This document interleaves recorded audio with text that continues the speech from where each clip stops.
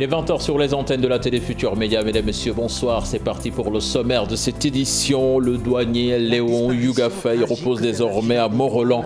Beaucoup d'émotions pour la levée du corps de cet homme assassiné lundi dernier à Rosso, Sénégal. Reportage à suivre dans ce 20h.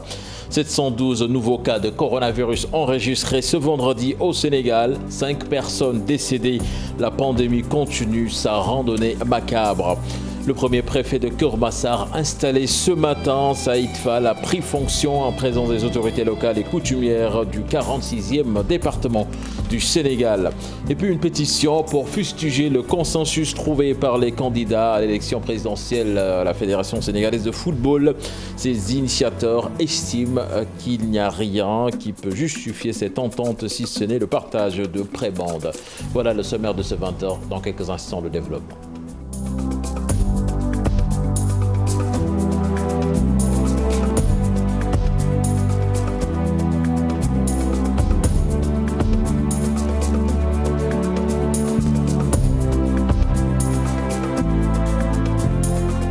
Bonsoir et bienvenue à toutes et à tous. Léon Yougafay, inhumé ce samedi dans son village natal à Morolan. Beaucoup d'émotions ce matin donc à la levée du corps de ce douanier qui, rappelons-le, a été tué lundi dernier à Rosso, Sénégal. Reportage signé sur place de nos correspondants Cheikh Anta Diop et Seyla Tir.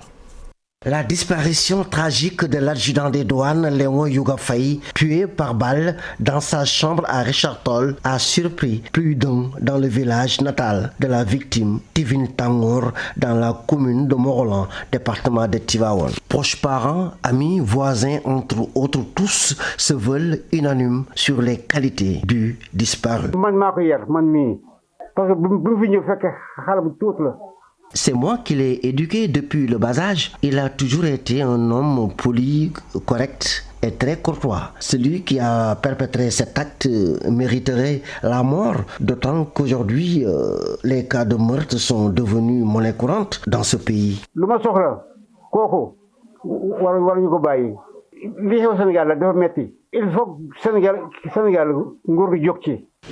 de Léon Yougafay au regard de sa brève et brillante carrière l'exemple d'un agent sérieux, travailleur, très dévoué dans l'exécution des tâches qui lui avaient été confiées par ses chefs hiérarchiques.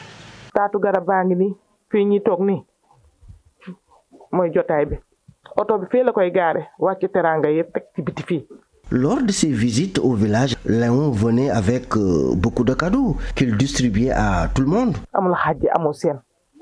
Sa présence dans le village se faisait remarquer par une ambiance de fête à travers des soirées dansantes souvent animées par la cantatrice Kinelam numéro 2.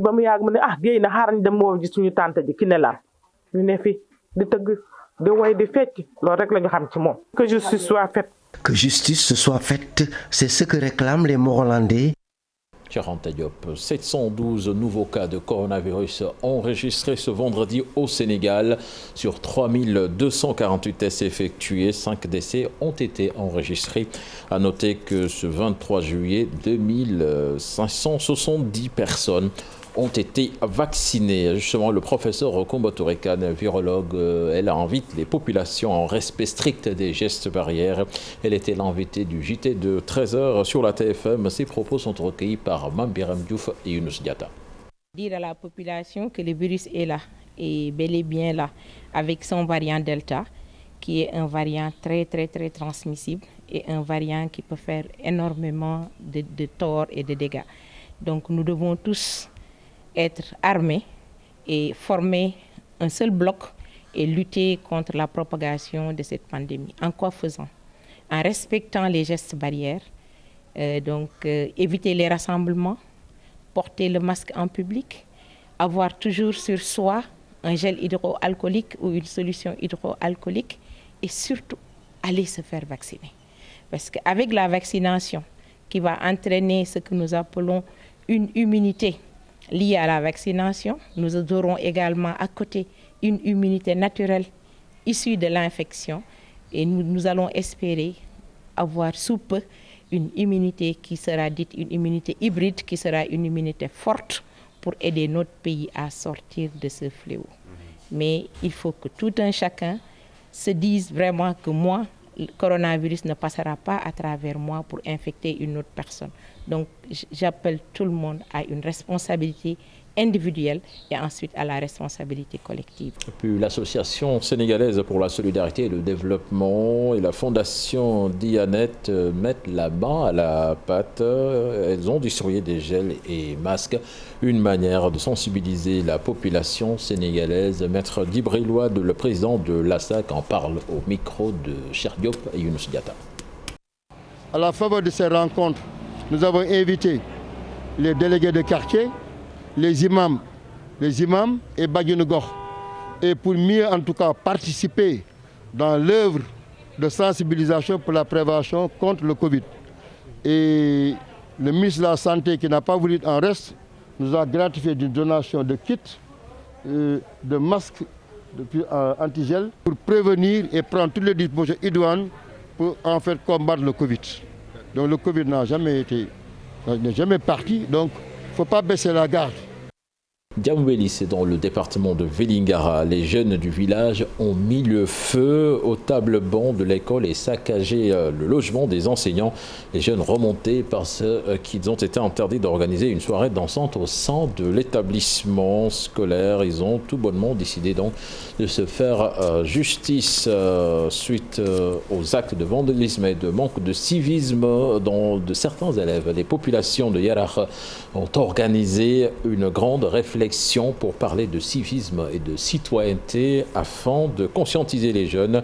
Pour les organisateurs, la violence est devenue récurrente, donc il faut impérativement que les jeunes changent de mentalité. Matar Thiam, directeur du festival Son et Lumière, en parle au micro de Pape Faraning et Mohamed Dia. Comment trouver une solution par rapport aux problèmes qui sont au sein de notre société. C'est pour cela qu'on a élaboré les différentes thématiques: économie de la pêche, civisme et citoyenneté, la culture au service de l'environnement et le rôle des daïras pour un développement durable. On a souvent tendance à dire la violence, les agressions. Et récemment, ce qui s'est passé ici à Anne, les élèves qui ont torturé le professeur, qui ont cassé les tables, tout simplement pour marquer leur véritable fin d'année. Et c'est tellement déplorable. Raison pour laquelle nous allons amener aujourd'hui civisme et citoyenneté pour mieux sensibiliser les élèves, mais aussi pour mieux sensibiliser les parents, parce que je pense que la responsabilité est vivement partagée. Vous le disiez dans les titres de cette édition, Saïd Fall installé ce matin par le gouverneur de Dakar. Il s'agit du nouveau et premier préfet de Keur Massar. La cérémonie d'installation de cet administrateur civil, ancien préfet de Gossas, s'est déroulée en présence des autorités locales et coutumières. Keur Massar est devenu le 46e département du Sénégal suite au dernier découpage administratif. Il compte 3 arrondissements, Yeumbeul, avec les communes de Yeumbeul Nord et de Yeumbeul Sud. Ensuite, il y a l'arrondissement de Malika, constitué des communes de Malika et de Keur Massar. Et enfin, il y a l'arrondissement de Diakhaï, constitué des communes de Diakhaï. Nous allons à présent à Saint-Louis, plus précisément à Guet-Ndar, où les pêcheurs ne ratent jamais l'occasion de fêter la Tabaski chez eux. Là-bas, la fête dure presque un mois. C'est un reportage signé sur place, nos correspondants Sénou Diop et Habib Sek. La Tabaski, un moment de retrouvailles pour les braves pêcheurs de Guet-Ndar, après plus de 9 mois passés dans les autres régions ou dans d'autres pays. Pour ces fils du quartier de Guet-Ndar réunis autour d'un secteur ou bande de copains, c'est une occasion de se retrouver après plusieurs mois d'absence. C'est la Tabaski pour nous réunir. Les fils de Guet-Ndar sont partout et ils sont obligés de travailler pour nourrir leur famille. Certains sont à Kaya, d'autres dans d'autres régions du Sénégal ou dans les autres pays. Mais la Tabaski est spéciale pour nous. Tous les pêcheurs ne peuvent pas travailler à Saly. On quitte notre ville pour aller ailleurs. Parfois, des frères restent plus de 9 mois sans se voir. Bayat Bagan est un ancien pêcheur. Pour lui, cette tradition est une occasion pour les pêcheurs de se reposer. Nos parents respectaient cette tradition. Nous aussi, on essaie de faire ce qu'on peut pour rester en famille pendant la fête. Guet-Ndar est un quartier de pêcheurs, mais aussi un quartier où règne la solidarité. Un acte symbolique selon l'imam Itiyan Ndiaye. Après la Tabaski, les pêcheurs se dispersaient dans les autres lieux de travail. Mais pendant la Tabaski, tous les pêcheurs se retrouvent ici. C'est une manière aussi de montrer la solidarité qui existe entre nous. Durant toute cette période de Tabaski, les pêcheurs vont organiser aussi beaucoup d'activités, notamment les régates de Saint-Louis, une fête qui va durer plus d'1 mois. On organise aussi durant cette période les courses de pirogues. Ils sont en congé parce qu'ils ont travaillé 1 an ou bien ils ont travaillé 9 mois. C'est pourquoi ils se reposent. Ils vont fêter jusqu'au Gamou ou après Tamkharit. La langue de Barbarie est aujourd'hui très animée. Les pêcheurs se retrouvent, le tout dans la bonne ambiance, après 9 mois d'absence dans un milieu où on se partage presque tout. L'artiste Grand P en visite au Sénégal, Moussa Kaba de son vrai nom, est un des chouchous du grand public, surtout sur la toile. L'artiste guinéen donc était de passage dans les locaux du groupe Futur Média de la TFM plus précisément. Il s'est entretenu, lui et son manager, avec notre reporter Marcel Maroun. Cet homme est le premier musicien guinéen à atteindre 2 millions d'abonnés sur Facebook. De son vrai nom, Moussa Kaba, Grand P est un chanteur et acteur bien connu du public sénégalais. Pour son premier voyage au pays de la Teranga, l'on ne pouvait s'empêcher de le convier dans les locaux de la télé Futur Média. Premier constat, la musique et lui, c'est une longue histoire d'amour. Moi, j'ai habité pour ça. J'ai habité pour ça. C'est Espérance. Il n'y a pas aucun travail. Sauf la musique. C'est la musique que je connais. Qui s'est vraiment engagé à être dans la musique, il fait le mandingue, Mamaya, ainsi de suite, quoi. En termes d'album, il a son premier album. Et là, on prépare son deuxième album qui est peut-être au mois de novembre. Nous sommes en plein projet pour un album humanitaire. Mais revenons-en à cette visite de Grand P au Sénégal. Une visite pas du tout banale. Nous étions à Lomé, là où on a remporté le prix de meilleur influenceur et meilleur manager. Donc de là-bas, il y a la communauté guinéenne qui a eu besoin de l'artiste pour un concert de réconciliation.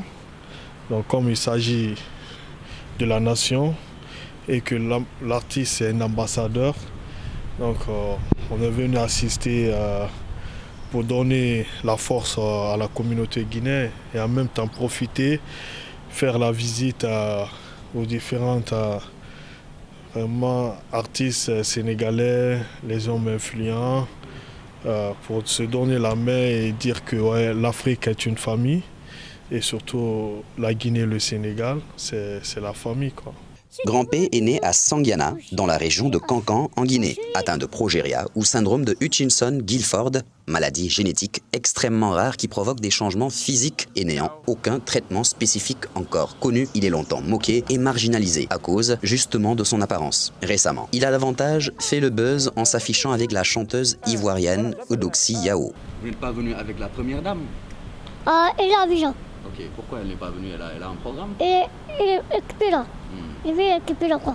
D'accord. Quoi qu'il advienne, Grand P poursuit son chemin depuis qu'il s'est fait connaître du public au cours d'un spectacle organisé à Conakry. Et juste après la CAN 2019, plusieurs stars s'affichent avec lui comme Oumou Sangaré, Sidiki Diabaté, Feu DJ Arafat, les footballeurs Naby Keïta, international guinéen, ou encore Paul Pogba. Bref, tout le monde s'arrache Grand P. Toujours dans la page culture, Germaine Acogny s'est vue décerner le Lion d'or de la danse 2021 par la Biennale de Venise. Une récompense pour le formidable parcours de la danseuse et chorégraphe franco-sénégalaise désignée comme la mère de la danse contemporaine africaine. Je propose d'écouter. Je suis très heureuse d'avoir eu le Lion d'or aujourd'hui qui couronne toute une vie de travail. Après avoir reçu le prix d'excellence de la CEDEAO, je suis heureuse d'être à Venise pour recevoir ce prix qui couronne toute ma vie.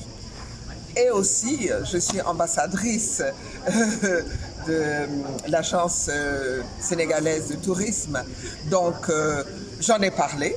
Donc, le tourisme a bien fait de me choisir parce que la danse, c'est la mère de tous les arts et que je peux aller dans le monde entier parler du Sénégal. Je suis très fière d'être ambassadrice parce que c'est la première fois qu'on nomme une femme danseuse, chorégraphe, et je crois qu'ils ont eu bien raison de me nommer. Vive la danse et le tourisme au Sénégal. Page des sports à présent. Le football sénégalais est-il pris en otage par une bande de copains? C'est du moins le sentiment des initiateurs d'une pétition qui fustige le consensus trouvé entre les 4 candidats à l'élection présidentielle de la Fédération sénégalaise de football. Ils estiment qu'il n'y a rien qui peut motiver cette entente si ce n'est le partage de prébendes. Là-dessus, je propose de suivre ce sujet signé Chersali Bouyara et Younous Diatta. Le respect des textes du football sénégalais, c'est ce que réclament les signataires de la pétition qui dénoncent un consensus qui n'a pas son lieu d'être à l'élection à la présidence de la Fédération sénégalaise de football. Pourquoi essayer de trouver un consensus alors qu'il n'y a pas de crise? J'aurais compris que M. Maïdjouf, que M. Saher Seck, que M. Mati Touré contestent à mi-parcours le mandat de M. Augustin Senghor et qu'on essaie de trouver un consensus pour qu'il termine son mandat. Ce n'est pas le cas. Les textes sont clairs, il a terminé son mandat. Et ce qui nous choque encore plus, c'est que le ministre Makhtar Ba et même le ministre de l'Urbanisme, que je respecte beaucoup pour le travail qu'il a fait au COUD, qui s'impliquent pour trouver un consensus alors qu'en tant que ministre d'État, il devait faire respecter les textes qui régissent la Fédération sénégalaise de football. Mais dire par exemple que Mati Touré, il est jeune, donc il doit apprendre dans les essences, c'est un faux débat. On n'a qu'à donner ça à Saher Seck, il a de l'expérience. On n'a qu'à donner ça à Maïdjouf, il a de l'expérience. Mais c'est à Maître Augustin Senghor de s'écarter et de laisser le processus transparent et démocratique se faire. Un deal des 4 candidats qui va être dénoncé au plus haut sommet de l'État. Nous allons saisir le ministre et nous allons saisir les instances comme le Parlement pour aujourd'hui dénoncer cette forfaiture-là. Parce qu'on constate que c'est comme si c'était une bande de copains aujourd'hui qui se réunissent, qui se trouvent un consensus parce qu'ils veulent garder le jus qu'il y a autour du sport. Que vous allez dans la présidence du handball, il y a le même problème. La présidence du football, il y a le même problème. La présidence dans les syndicats, il y a le même problème. Pas continuer. Et donc dans cette moindre mesure-là, il faut carrément pour nous dénoncer l'opacité qu'on veut créer autour et le précédent dangereux autour de la Fédération sénégalaise de football. Pour les signataires de la pétition, l'objectif est de mettre fin aux pratiques mafieuses dans les instances. Ce n'est plus un fonctionnement pour générer des revenus. Aujourd'hui, l'État du Sénégal ne devait plus mettre beaucoup de revenus dans le sport, mais c'est la fédération qui devait être assez innovante. Ils ne le font pas. Ils sont en train de garder des prébendes. Et pour nous, ce n'est pas la meilleure formule et on veut vraiment que le sport sénégalais gagne plus que d'être dans un carcan de copains. Prévu le 7 août prochain, l'Assemblée générale élective à la Fédération sénégalaise de football va finalement servir à la désignation de la personne qui va diriger le consensus. Le président sortant, Maître Augustin Senghor, fait pour le moment face à Madi Touré pour le poste. Chersali Bouyara, l'image est assez atypique pour être signalée. Une Française d'origine porte le drapeau du Sénégal aux Jeux Olympiques de Tokyo 2020. Tout n'a cependant pas été facile administrativement parlant pour la nageuse Jeanne Boudbian, qui n'a obtenu sa nationalité sénégalaise qu'en 2016. Elle qui est née au Sénégal de parents français. Qui est donc Jeanne Boudbian? Marcel Maroun nous dresse ici son portrait. En compagnie du judoka Mbagnick Ndiaye, la nageuse Jeanne Boudbian a été porte-drapeau du Sénégal aux Jeux Olympiques Tokyo 2020 qui a officiellement débuté hier vendredi. Née le 8 avril 1999 au Sénégal de parents français, ce n'est qu'en 2016 qu'elle obtient la nationalité sénégalaise à la suite de nombreuses démarches administratives. Sa réputation commence avec 2 victoires à la célèbre traversée Dakar-Gorée. De ses 1,85 m, Jeanne Boudbian a battu le record du Sénégal sur 100 mètres nage libre en février 2020 à Limoges en France, avec un temps de 58 secondes 53, dépassant ainsi Khadija Sis qui, en 2005, réalisait le temps de 58 secondes 59 à Nancy, toujours en France. Sur 50 mètres nage libre, elle bat un 2e record avec un chrono de 27 secondes 44 lors des championnats régionaux d'été en juin 2019. Autre point fort de son palmarès, les championnats d'Afrique de l'Ouest 2017 au cours desquels elle décroche 8 médailles dont 3 en or, 4 en argent et 1 en bronze. Aux Jeux africains 2019, elle termine 4e des relais 4 fois 100 mètres nage libre et 4 nages. C'est le 28 juillet prochain qu'elle effectuera son baptême de feu aux Jeux Olympiques. Elle entrera en lice au centre aquatique de Tokyo. entrée en lice ce mercredi donc pour Jeanne Boudbian, Marcel Maroun. Puis sur le terrain, retenez que l'escrimeuse sénégalaise Binta Diong a été éliminée dès son entrée en lice par la chinoise Cheng Lin. Même sort pour le pongiste Ibrahima Diaw qui a été éliminé au premier tour en 4 manches à 2 par le Singapourien Clarence. Ces Jeux Olympiques qui se poursuivent donc à Tokyo et bonne chance à nos athlètes. Voilà, c'était tout pour ce 20h. Excellente suite des programmes en compagnie de la télé Futur Média. Au revoir.